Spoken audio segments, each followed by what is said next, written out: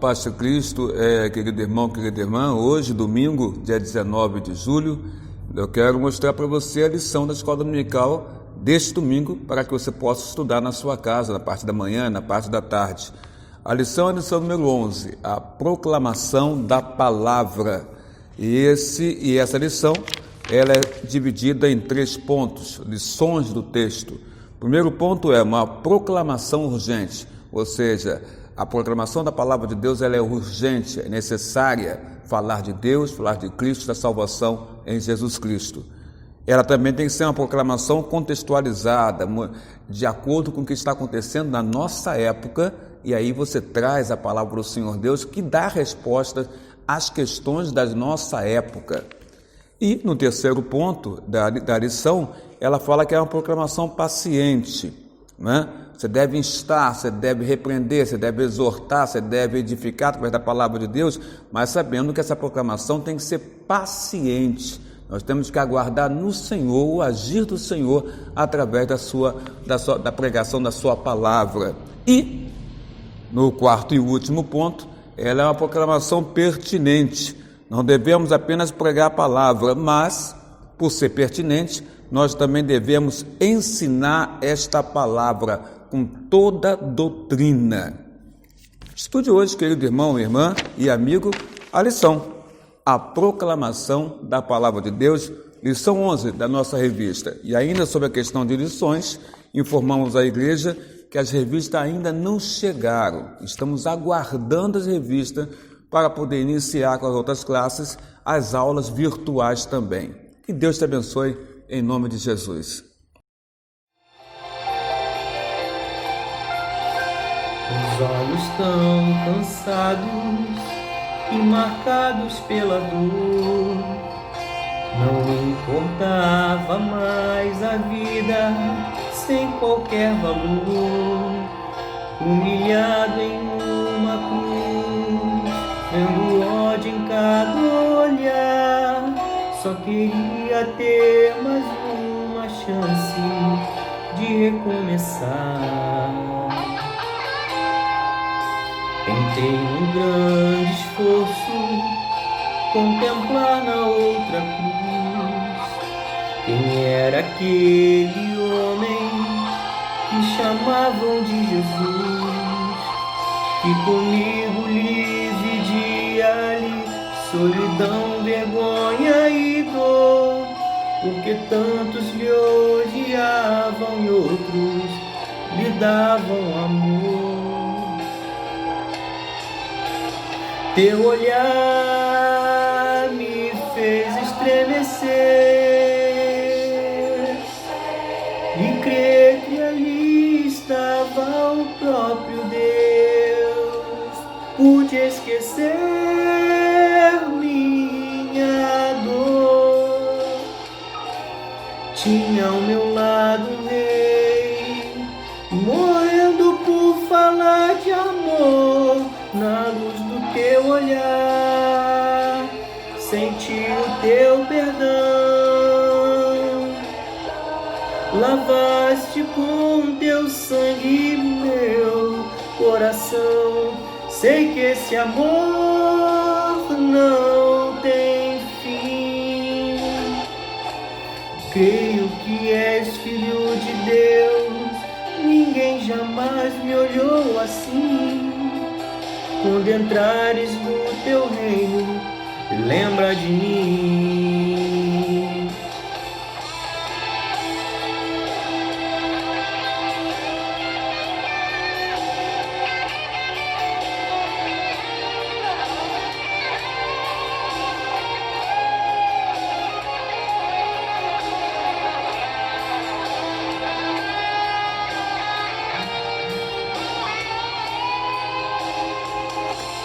Teu olhar me fez estremecer em meio à dor, tentando me dizer: eu te escolhi, filho meu. Ainda hoje no paraíso comigo estarás.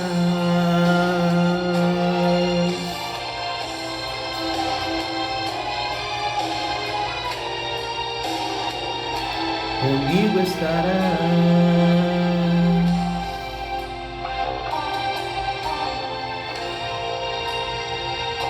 Comigo estarás.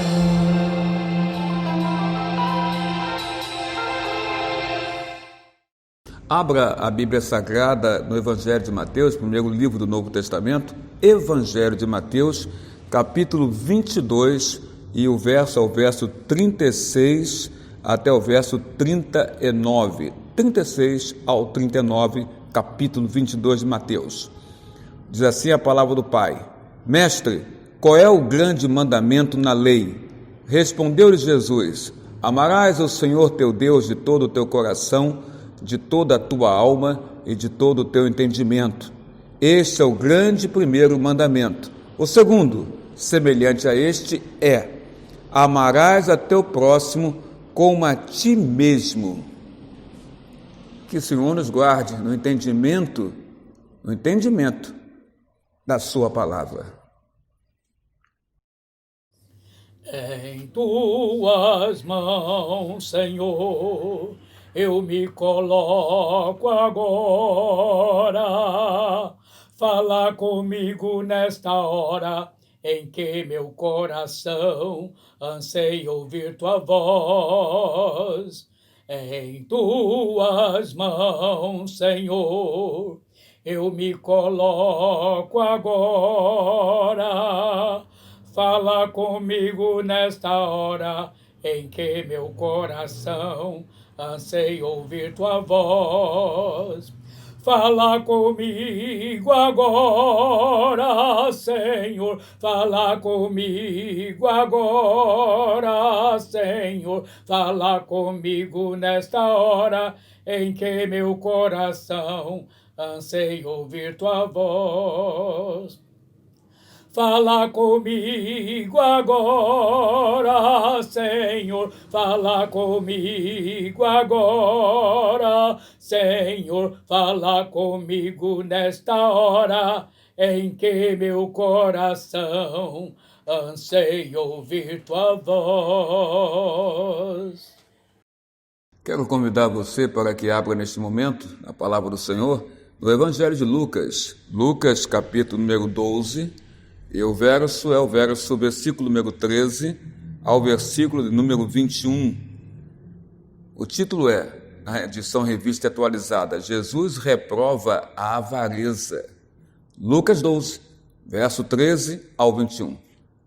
Neste ponto, um homem que estava no meio da multidão lhe falou: Mestre, ordena meu irmão que reparta comigo a herança. Mas Jesus lhe respondeu: Homem, quem me constituiu juiz ou partidor entre vós? Então lhe recomendou: tende cuidado e guardai-vos de toda e qualquer avareza, porque a vida de um homem não consiste na abundância dos bens que ele possui. Ele lhes proferiu ainda uma parábola, dizendo: o campo de um homem rico produziu com grande abundância.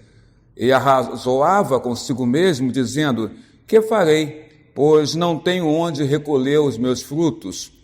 E disse: farei isto, destruirei os meus celeiros, reconstruí-los-ei maiores, e aí recolherei todos os meus produtos e todos os meus bens. Então direi à minha alma: tens em depósito muitos bens para muitos anos. Descansa, come, bebe e regala-te. Mas Deus lhes disse: louco, esta noite te pedirão a tua alma, e o que tem preparado, para quem será? E assim é o que tem tesoura para si mesmo, e não é rico para com Deus. Que Deus nos guarde com a leitura da sua palavra nos nossos corações. É uma palavra hiper atual, esta palavra que Cristo nos coloca aqui. Se você observou bem, antes de Cristo proferir uma parábola, e ele profere esta parábola, e nós sabemos que parábolas são ensinos, histórias contadas que têm um fundamento espiritual embutido dentro delas. Cristo se fazia valer por contar muitas parábolas, ou seja, histórias que tinham um fundamento espiritual. Ele conta essa por causa da situação anterior. A situação anterior a ele contar a parábola é que ele estava no meio da multidão, estava ensinando a multidão, como ele sempre fazia, quando de repente, no meio da multidão, um homem fala com o Senhor Jesus. E ele fala com certo respeito, ele chama Jesus daquilo que Jesus Cristo é, mestre. Mestre ordena, ou seja, mestre, dá ordens a meu irmão que reparta comigo a herança. Então entendemos aí que havia uma herança nesta família, e este homem quer que o Senhor Jesus dê uma ordem clara ao irmão dele, para que o irmão dele, de alguma maneira, repartisse com ele a herança. Então esse homem que está aqui falando com Jesus se sente prejudicado, porque nessa tal herança de família, aparentemente o irmão dele, provavelmente mais velho, não queria com ele repartir a herança. Jesus responde a este homem e fala assim: homem, quem me constituiu juiz ou partidor entre você e o seu irmão? Quem me constituiu aquele que poderia julgar entre você e o seu irmão no que tange essa questão da herança que você quer e que aparentemente ele, teu irmão, não quer repartir com você? Então Cristo consegue chegar no âmago da questão, no coração deste homem que estava ouvindo ele pregar a palavra do Senhor Deus, ali no meio da multidão, mas com uma questão forte, particular dentro de si, ele não se aguenta, e ele então quer perguntar ao Senhor Jesus, pedir algo ao Senhor Jesus, para que o Senhor Jesus viesse intervir na questão familiar entre ele e o irmão dele. Cristo então, entendendo o âmago da questão, porque Cristo é Deus, Jesus é Deus, e Jesus conhece nosso coração, então quando eu falo alguma coisa, o Senhor Jesus Cristo é o único que consegue entender claramente, 100%, o que eu disse. Porque quando eu falo algo, ele já sabe o que eu vou falar, e mais ainda, ele sabe qual é a intenção que está dentro do meu coração quando eu proferi alguma palavra. Então Cristo sabia qual era o interesse, a essência que estava no coração daquele homem, quando ele pede a Cristo que ordenasse ao irmão dele que repartisse a herança com ele. Cristo, no âmago da questão, responde no versículo 15. E aí Cristo não ordena. Não era isso que esse homem queria? Que Cristo ordenasse ao irmão dele? Cristo para com ele, para com este homem que pediu a Cristo que ordenasse ao irmão. Cristo não ordena nada a ele. Cristo recomenda, faz uma recomendação a ele. E aqui vem a recomendação: tende cuidado. Essa é a recomendação. Eu acredito que esse homem deve ter ficado meio assustado, sem entender nada, porque o Senhor Jesus, o Mestre, está pedindo para que eu tivesse cuidado. Cuidado de quê? Cristo fala: tende cuidado e guardai-vos. Guardai-vos de toda e qualquer avareza. Jesus chegou no âmago da questão. O que havia no coração desse homem, que no meio da multidão, ele se levanta e faz essa pergunta e pede para Cristo dar ordens ao seu irmão para repartir a herança. O que estava dentro dessa pergunta, no âmago da questão, era a avareza deste homem. Então Cristo fala: tende cuidado. É como se ele dissesse: olha, tende cuidado porque eu vi o teu coração. Eu sei o que está passando na sua mente. Eu sei que está passando no seu coração. Eu sei que está passando na sua alma. Eu estou conseguindo entrar na sua mente e perceber todo o interesse que você tem nesta colocação que você fez para mim, para eu agir dentro da sua casa, dentro da sua família. Então eu te digo alguma coisa, te recomendo algo ao teu coração. Tende cuidado e guardai-vos de toda e qualquer avareza. Sabe por quê? Diz o Senhor Jesus: porque a vida de uma pessoa, a vida de um ser humano, a vida de um homem não consiste na abundância dos bens que ele possui. E é o que parece que acontece muito conosco nos dias de hoje. Parece que hoje as pessoas valem por aquilo que elas possuem, pela abundância de elementos materiais que ela possui, pela abundância de bens, de dinheiro, de riqueza, de títulos que ela possui. Hoje nós avaliamos um homem ou uma mulher pela quantidade de riqueza, de títulos que ela possui ou que ele possui. Então Cristo fala para este homem Então Cristo fala para nós nos dias de hoje também: tende cuidado e guardai-vos de toda a avareza, porque eu estou vendo o que está no teu coração. E aí o Senhor Jesus finaliza falando: porque a vida de uma pessoa, de um homem, não consiste nessa abundância de bens que ele possui. E aí o Senhor Jesus Cristo vem com a parábola, que é um ensino espiritual, que é a história com sentido, um ensino espiritual embutido dentro dela. E ele conta a história de um homem rico, ou melhor, um homem sensato. Vamos melhorar mais ainda para você: um homem louco. Louco, pastor? Sim, um homem rico e louco. E por que ele era um homem louco? Porque Cristo conta a história e conta assim: o campo de um homem rico produziu com abundância, e arrazoava consigo mesmo, dizendo: que farei, pois não tenho onde recolher os meus frutos? Aí nós começamos a observar a loucura deste homem. A loucura deste homem consiste, agora em primeiro lugar, que ele arrazoava consigo mesmo, verificando que a sua colheita foi muito boa, que ele tinha abundância de bens, que havia fartura de bens. A loucura deste homem está no verso 17, quando a Bíblia diz que ele arrazoava consigo mesmo. Aí você pode me perguntar: mas isto é loucura? A pessoa raciocinar, refletir consigo mesmo? É loucura no sentido que ela, quando está arrazoando com ela mesma, conversando com ela mesma, para tomar decisões por ela mesma, ela não pensa em nenhum momento em expor o seu problema, a questão que está afligindo a sua vida, ao próprio Deus Criador. Porque o Senhor é o nosso Criador. Deus criou o homem, Deus criou a mulher. Então é a Ele que nós devemos expor tudo que acontece em nossas vidas. Mas isso eu posso falar para alguém que conhece a Deus.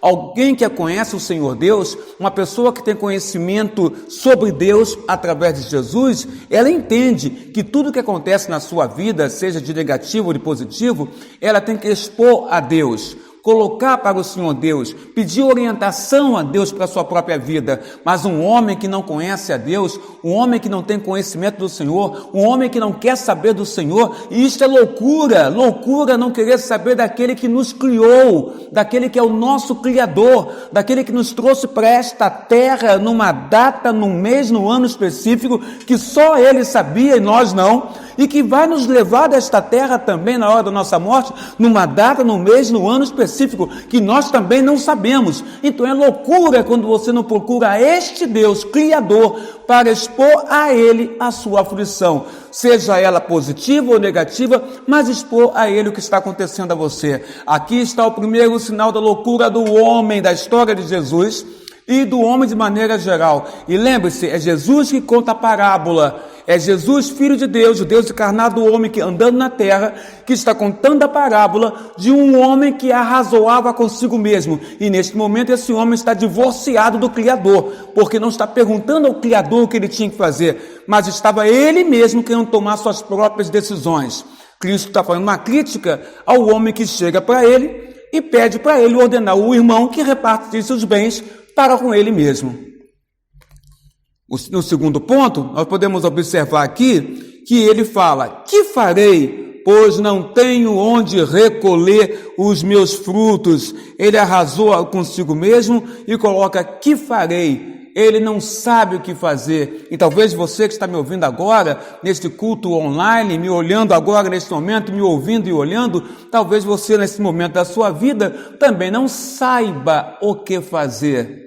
A principal coisa a fazer quando não sabemos o que fazer é conversar com o Senhor, é conversar com o Criador. Mas isso é loucura para aquele que não conhece a Deus. Isso é loucura para aquele que não reconhece Deus como o Deus Criador de todas as coisas. Neste momento, o que nós temos que fazer, quando esse homem pergunta: que farei? É falar com Deus, expor o que está acontecendo e perguntar: Senhor, me orienta no que eu tenho que fazer agora. Aí entramos no segundo outro versículo, versículo 18. O homem arrasou consigo mesmo, faz suas reflexões, seus pensamentos e chega à sua própria conclusão. E ele fala: farei isto, tomei essa decisão, farei isto. Vou destruir meus celeiros e vou reconstruir eles maiores. E aí então, todos esses bens e abundância que eu tenho, eu vou então guardar, colocar os meus produtos e bens nesse celeiro maior que eu estou fazendo aqui agora. Então ele toma a sua própria decisão: vou derribar, vou destruir o celeiro que eu tenho e vou edificar um outro celeiro, vou construir um celeiro muito maior. É a autossuficiência humana, ou seja, ele entende que ele tem totais condições de resolver todas as questões que se referem à sua própria vida humana. Então ele fala: destruo este, reconstruo outro muito maior e vai caber todos os meus bens, todos os meus produtos. A autossuficiência humana.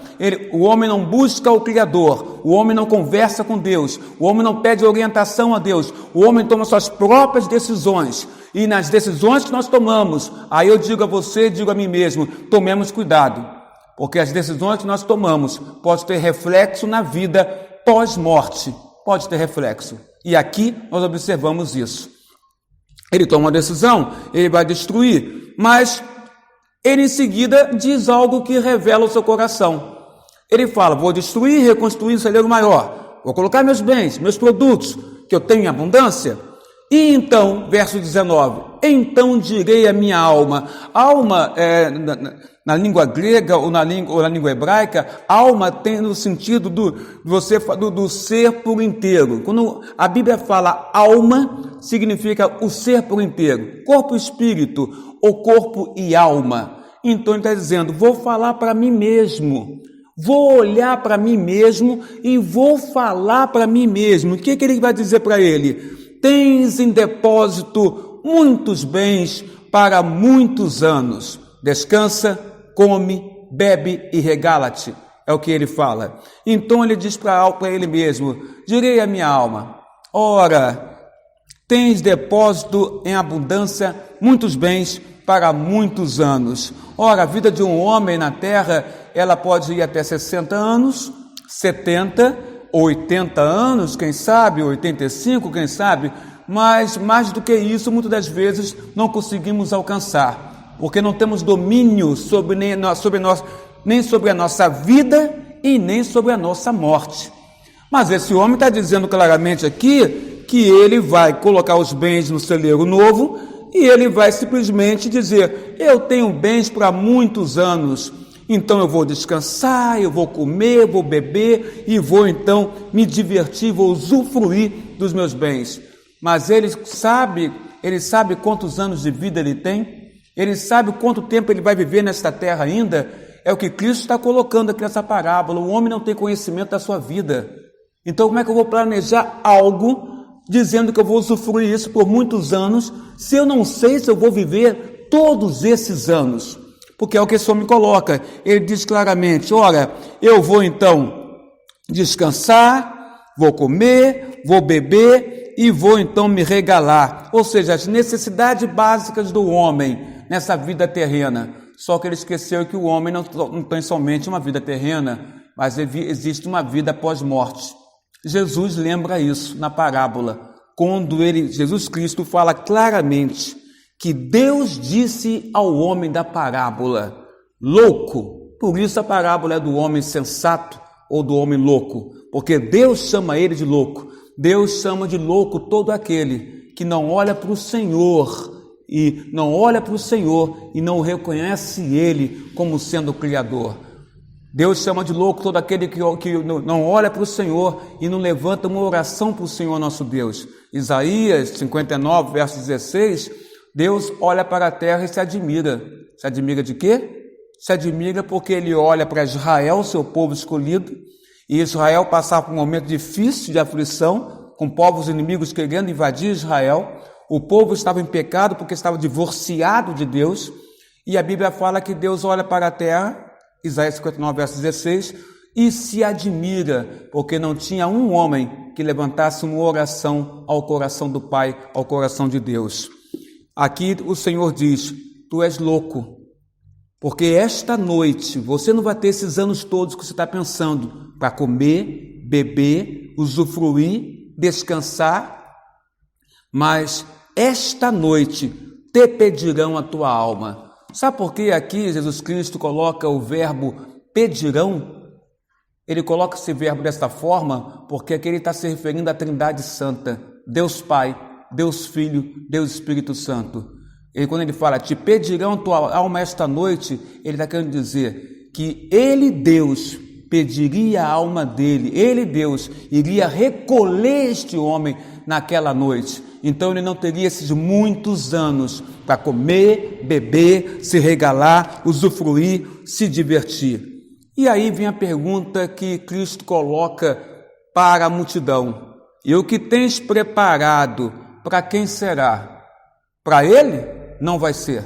Para ele não vai ser, porque Deus iria pedir a alma dele naquela história, naquela noite. Então, o que tens preparado? Para quem vai ser? Essa pergunta Cristo faz aqui nessa história e está colocando para o homem que pediu a Jesus que ordenasse ao irmão dele que repartisse o bem. O que você tem preparado, para quem será? Você tem certeza que você vai usufruir destes bens? Diz o Senhor Jesus. E no final, Cristo declara: assim é aquele que entesoura para si mesmo e não é rico para o Senhor nosso Deus. Por isso, eu digo a você nesta mensagem: e o que você tem preparado? Para quem será? Você está igual o homem da parábola, o louco da parábola, que não conversa com Deus, não expõe a Deus o que está acontecendo na sua própria vida e não pede orientação a Deus para aquilo que você quer fazer na sua própria vida, porque se nós fazemos algum projeto na nossa vida e nesse projeto nós estamos divorciados de Deus, pode ter certeza, esse projeto não vai prosperar. Mas mais importante do projeto que você quer para a sua vida aqui na Terra, você tem que pensar no projeto pós-morte. O projeto que é o maior projeto da história da humanidade, que é o projeto da vida eterna. E que você tem preparado para você? Você está preocupado com a abundância de bens na terra, abundância de bens terrenos, ou você está preocupado com a sua alma? Porque a nossa alma é eterna, a nossa vida terrena não. Que você possa meditar nesta mensagem e entender a loucura deste homem, que em tudo na sua vida, em nada, ele procurava conversar, pedir orientação ao Deus Criador do universo e de todas as coisas. Que façamos diferente, que as nossas vidas, tudo que acontecer, nós possamos nos ajoelhar e colocar na mão do nosso Deus. Que Deus te abençoe com essa palavra, em o nome do Senhor Jesus. Maravilhoso tu és, Senhor Jesus. Fui salvo por teu grande amor. Hoje me prostro aos teus pés, reconheço que és Rei do universo. Em tuas mãos está todo o poder. Num só toque pode tudo transformar.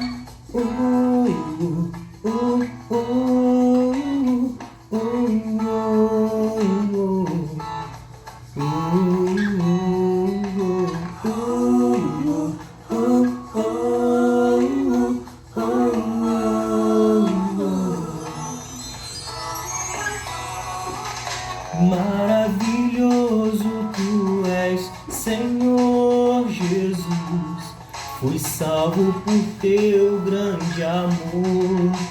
Hoje me prostro a teus pés, reconheço que és Rei do universo.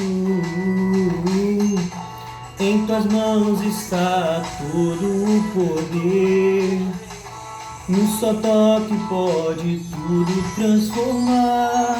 Maravilhoso, maravilhoso, maravilhoso és tu, Jesus. Maravilhoso, maravilhoso, maravilhoso és tu, Jesus.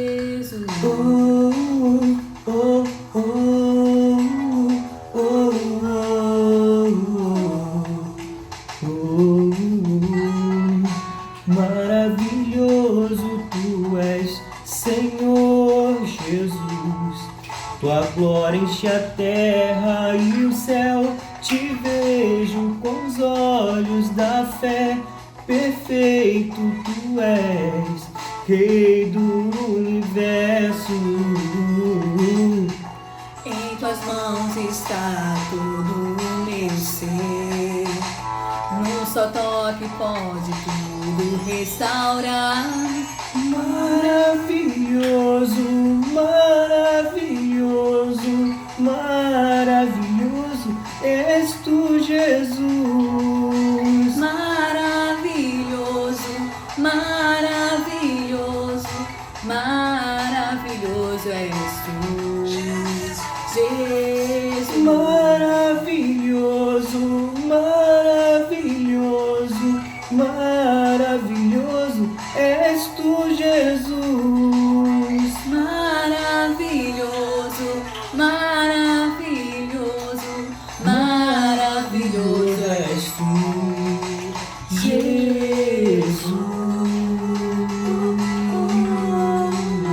Oh, oh, oh, oh, oh, oh, oh.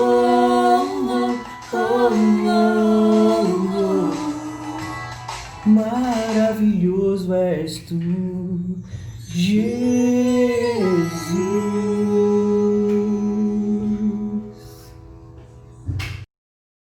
Convido você a fechar seus olhos agora, se for possível a ti, no seu local de trabalho e na sua casa também. Feche seus olhos neste momento para essa palavra de oração.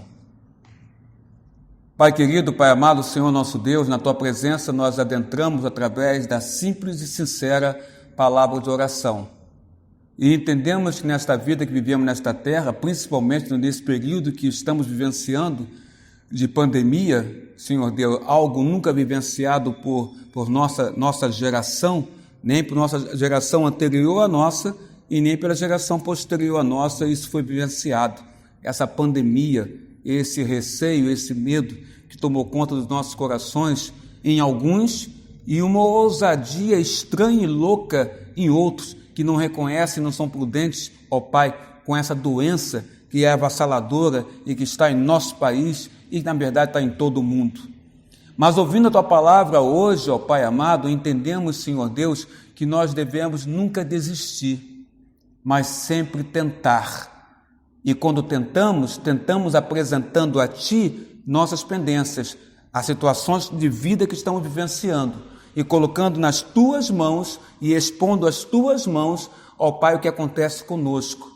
E aí entendemos, ó Deus amado, que o Senhor nos coloca um espírito de ousadia em Ti, com sabedoria, para não desistirmos, mas lutarmos, tentarmos sempre, ó Pai, e não permitirmos que nossas mãos venham desfalecer, mas que elas sejam fortalecidas por Ti, como aconteceu, ó Pai, com Moisés, quando as mãos deles abaixava, o povo de Israel estava lá embaixo da montanha, perdendo a guerra. Mas quando as mãos dele estavam pesadas, seus braços eram levantados, então o Teu poder invadia aquele exército de Israel, e o exército de Israel vencia a batalha ali embaixo da montanha contra o inimigo. Então entendemos como é necessário estarmos colocados sempre diante de Ti, para que o Senhor venha fortalecer nossas mãos e levantar nossas mãos. Ó Pai amado, entendemos também, Senhor Deus, que nesta vida terrena, o que a vida terrena nos oferece não pode ser maior, entendemos ser maior do que aquilo que o Senhor nos oferece, porque a vida terrena, ela tem um início e tem um fim, mas a vida eterna contigo, como o próprio nome diz, eterna, dura para sempre. E ficamos pensando muitas das vezes, Senhor Deus, nos agarrando a coisas pequenas desta terra, coisas materiais desta terra, e esquecemos que o dom da vida que o Senhor nos dá é para nós olharmos para o alto, olharmos para Ti, olharmos para Jesus e entendermos, ó Pai amado, que o Senhor deseja nos dar vida eterna contigo no reino dos céus. Abençoa este que está ouvindo esta oração, abençoa esta que está ouvindo esta oração, abençoa esta família que nos ouve e vê neste momento, abençoa este amigo, amiga, irmão e irmã que está adoentado ou possui alguém que ele conhece que está adoentado. Se é de tua vontade, meu Deus, nosso Deus, expurga esta doença, esta enfermidade. Retira do corpo dele e dela, ó Pai, e coloca ele e ela de pé, Senhor Deus. Nos dê força para enfrentarmos essa pandemia, Pai. Abençoa a tua igreja no retorno aos cultos presenciais. Que seja bênção pura vinda do teu coração. O retorno da tua igreja para o templo, Senhor. E juntos possamos, de forma horizontal, em comunhão, adorarmos a Ti verticalmente, olhando para o alto, olhando para o autor e consumador da nossa fé, que é o Teu Filho Jesus Cristo. Muito obrigado, Senhor, porque não somos merecedores da Tua bênção e graça, mas o Senhor, pela Sua grande misericórdia, Senhor Deus, olhou para nós, nos escolheu, nos chamou e nos abençoou. Em nome de Jesus nós oramos, agora e para todo ou sempre. Amém, Senhor. Receba a bênção, querido irmão, irmã, caro amigo e amiga. E se você assim o quiser e puder fazer assim na sua casa ou no seu local de trabalho, onde você estiver nos assistindo, coloque a sua mão sobre o vosso coração e faça você mesmo a sua oração. Que a graça do nosso Senhor e Salvador Jesus Cristo, Filho de Deus, que o amor de Deus Pai, Criador dos céus e da terra, vosso Criador, e que a unção, o amparo, a proteção, o sustento e as doces consolações do Espírito Santo, caro irmão, irmã, caro amigo e amiga, seja agora sobre as vossas casas, sobre as vossas famílias, sobre os vossos lares, sobre a vossa saúde, sobre o vosso trabalho secular e sobre o vosso ministério, agora e pelos séculos dos séculos. Amém, amém e amém, Senhor Jesus.